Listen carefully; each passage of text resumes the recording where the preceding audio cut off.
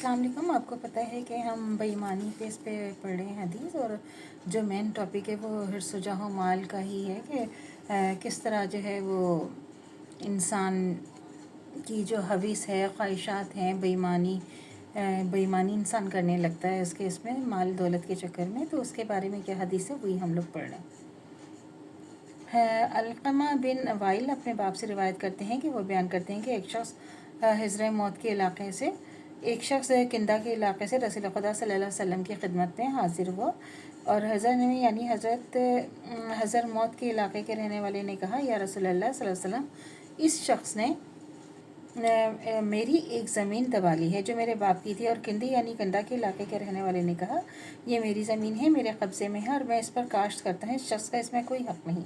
इस पर रसूल खुदा सल्लल्लाहु अलैहि वसल्लम ने हज़रमी से फरमाया कि क्या तेरे पास कोई गवाह है? इसने कहा नहीं।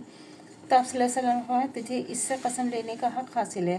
तो हज़रमी ने क्या कहा कि रसूल सल्लल्लाहु अलैहि वसल्लम, ये शख्स तो फासिक और फाजिर है, इसे झूठी कसम खाने में कोई बात नहीं, वो किसी गुनाह के काम से परहेज़ नहीं करता। तो हज़रत सल्लल्लाहु अलैहि वसल्लम ने फरमाया कि बस यही एक शय है जो तुम इससे ले सकते हो। बस वो शख्स चल दिया ताकि कसम खाए। जब इसने पुश्त फेरी तो रसूल खुदा सल्लल्लाहु अलैहि वसल्लम ने फरमाया कि देखो, अगर इसने दूसरे के माल को ज़ुल्मन हासिल करने के लिए झूठी कसम खाई तो ये अल्लाह ताला से इस हाल में मिलेगा और कि अल्लाह ताला इससे रूबरदानी किए होंगे। ये सही मुस्लिम की हदीस है।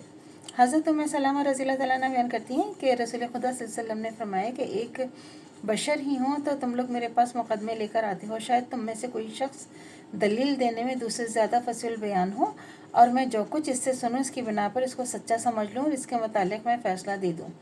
बस जिस शख्स को मैं अपने फ़ैसले से कोई चीज़ दे दूँ जिस पर दरअसल इसके भाई का हक़ हो, तो वो इसे ना ले क्योंकि मैंने तो इसके लिए आग का एक टुकड़ा काटा है। सही बुखारी की हदीस है। हज़रत सल्लल्लाहु अलैहि वसल्लम की मुराद क्या है? इससे कि बाज़ लोग ऐसे चर्फ ज़बान होते हैं कि सच को झूठ और झूठ को सच दिखा देते हैं। हो सकता है कि कोई ऐसा शख्स मेरे सामने अपना मुकदमा पेश कर दे और वो उस वक्त ऐसी गुफ्तगू करे कि मैं इसकी गुफ्तगू से मुतासिर होकर इसके हक़ में फ़ैसला दे दूँ, क्योंकि मैं भी तो आखिर बशर हूँ, गैब का इल्म तो नहीं जानता।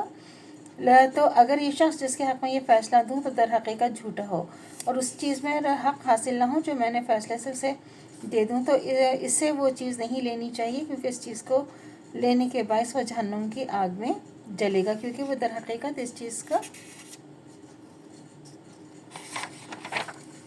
मालिक नहीं कि इसने तो अपनी ऐसी चर्फ ज़बानी के ज़रिए अपने हक़ में फ़ैसला करवा लिया, अगरचे दुनिया में उसके हक़ में फ़ैसला हो गया, मगर खुदा के यहाँ वो शख्स का उस शय का हक़दार नहीं हुआ। अल्लाह ताला ने इसके ख़यानत के ओज़ अज़ाब ही देगा। मतलब जितना मर्ज़ी भी वो हासिल कर लेंगे हम दुनिया में, झूठ बोल के, बेईमानी करके, बदतमीज़ी करके, जो भी अगर हम कोई चीज़ हासिल भी कर लेंगे तो लेकिन अल्लाह के पास तो जो अजर अल्लाह ने देना है वो तो हमें वहाँ वही मिलेगा। वो तो उस वक्त कोई बेईमानी धोखाधड़ी नहीं कर सकता ना, ये मतलब है। तो अल्लाह से दुआ करनी चाहिए जो हमारा ईमान है मरते दिन तक कायम दायम रहे, ख़ात्मा बिल खैर ईमान पर हो।